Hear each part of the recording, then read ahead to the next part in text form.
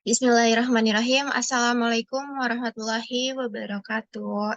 Halo semua, perkenalkan nama saya Faiza Bila Septiani dengan NIM 22011 05012 dari Fakultas Keguruan dan Ilmu Pendidikan Universitas Muhammadiyah Profesor Dr. Hamka, Program Studi Pendidikan Matematika. Kali ini saya izin untuk menjelaskan sedikit mengenai apa sih latar belakang digantikan atau diadakannya kurikulum Merdeka. Disimak baik-baik ya teman-teman semua. Didasari dari hasil program for International Student Assessment atau PASA yang menunjukkan bahwa 70% siswa berusia 15 tahun itu berada di bawah kompetensi yang minimum dalam hal memahami bacaan sederhana atau menerapkan konsep matematika dasar. Skor PASA ini tidak mengalami peningkatan yang sangat signifikan dalam 10-15 tahun terakhir ini. Sehingga dari hasil studi tersebut dapat kita lihat bahwa adanya kesenjangan yang besar antara wilayah, kelompok sosial ekonomi dengan dalam hal kualitas belajar. Hal ini diperparah juga dengan adanya pandemi COVID-19 kemarin yang kita telah lewati. Maka dari itu, untuk mengatasi hal tersebut, Kemendikbudristek melakukan penyederhanaan kurikulum dalam kondisi khusus atau kurikulum darurat untuk memitigasi ketertinggalan pembelajaran atau learning loss pada masa pandemi kemarin. Di mana dari hasil tersebut, 31,5% sekolah yang menggunakan kurikulum darurat menunjukkan bahwa penggunaan kurikulum darurat ini dapat mengurangi dampak pandemi sebesar 73% dari literasi dan 86% dari numerasi. Di sini terdapat tabel di mana proyeksi jika tidak ada learning loss itu sebanyak 522. Dan pada sekolah yang menggunakan kurikulum 2013 dengan masa learning loss itu selama 5 bulan mencapai 482. Dan pada sekolah yang menggunakan kurikulum darurat dengan skala learning loss selama 1 bulan itu sebanyak 517. Yang dimana dari hasil ini, bahwa sekolah yang menggunakan kurikulum darurat ini mengalami peningkatan. Selanjutnya ada efektivitas kurikulum dalam kondisi khusus, semakin menguatkan pentingnya perubahan rancangan dan strategi implementasi kurikulum secara komprehensif. Di mana rencana dan implementasi kurikulum pada saat ini, yang pertama ada struktur kurikulum yang kurang fleksibel, jam pelajaran yang ditentukan per minggu. Yang kedua, materi terlalu padat sehingga tidak cukup waktu untuk melakukan pembelajaran yang mendalam dan yang sesuai dengan tahapan perkembangan peserta didik. Yang ketiga, materi pembelajaran yang tersedia kurang beragam sehingga guru kurang leluasa dalam mengembangkan pembelajaran konstekstual. Yang keempat, teknologi digital belum digunakan secara sistematis untuk mendukung proses belajar guru melalui berbagai praktik. Nah, selanjutnya ada arah perubahan kurikulum dari yang saat ini hingga yang pertama ada struktur kurikulum yang lebih fleksibel. Jam pelajaran yang ditargetkan untuk dipenuhi dalam 1 tahun. Yang kedua, fokus pada materi yang esensial.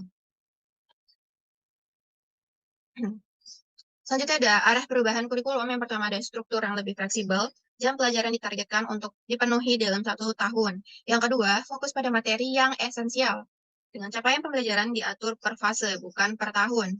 Yang ketiga, memberikan keleluasaan bagi guru menggunakan berbagai perangkat ajar sesuai kebutuhan dan karakteristik peserta didik.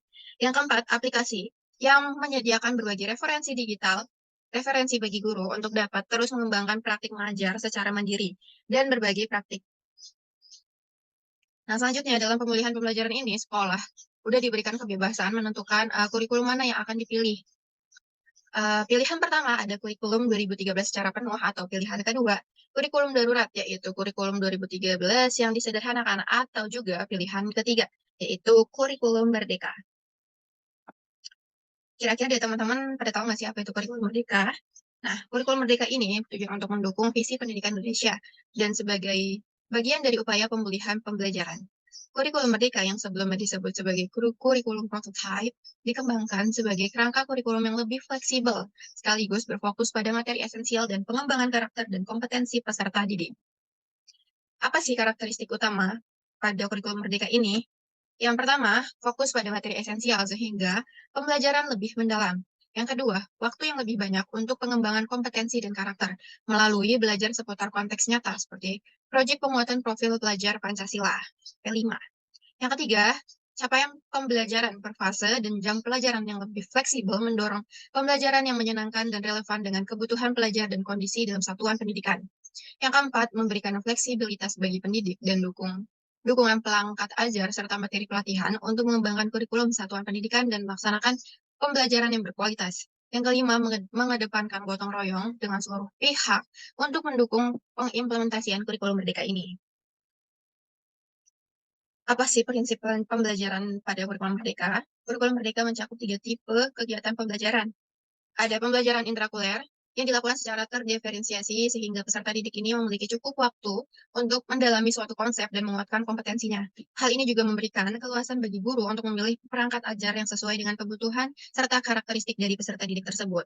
Yang kedua, pembelajaran kokurikuler, di mana berupa proyek penguatan profil pelajar Pancasila dengan prinsip pembelajaran interdisipliner yang berorientasi pada pengembangan karakter dan kompetensi umumnya.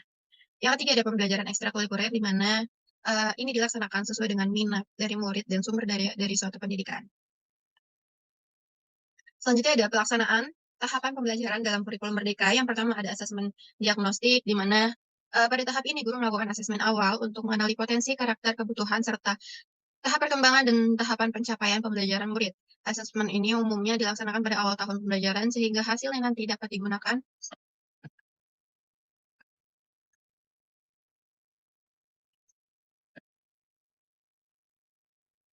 Selanjutnya ada pelaksanaan tahapan pembelajaran dalam kurikulum merdeka. Yang pertama ada asesmen diagnostik. Pada tahapan ini, guru melakukan asesmen awal untuk mengenali potensi, karakter, kebutuhan, tahap perkembangan, serta tahap pencapaian pembelajaran dari murid. Dan asesmen ini umumnya dilaksanakan itu pada awal tahun pembelajaran, di mana nanti hasilnya dapat digunakan untuk melakukan perencanaan lebih lanjut terkait metode pembelajaran yang sebaiknya untuk digunakan nanti. Yang kedua ada perencanaan. Di tahap ini, guru menyusun proses pembelajaran sesuai dengan hasil asesmen diagnostiknya serta melakukan pengelompokan murid berdasarkan tingkat kemampuannya. Yang ketiga, ada pembelajaran di mana pada tahap ini, selama proses pembelajaran guru akan mengadakan asesmen formatif secara berkala untuk mengetahui progres pembelajaran murid dan melakukan penyesuaian metode pembelajaran apabila diperlukan. Dan pada akhir proses pembelajaran, guru bisa melakukan asesmen sumatif sebagai proses evaluasi ketercapaian tujuan belajar. Cukup sekian mengenai informasi dari latar belakang yang saya berikan. Semua dapat bermanfaat untuk kita semua. Assalamualaikum warahmatullahi wabarakatuh.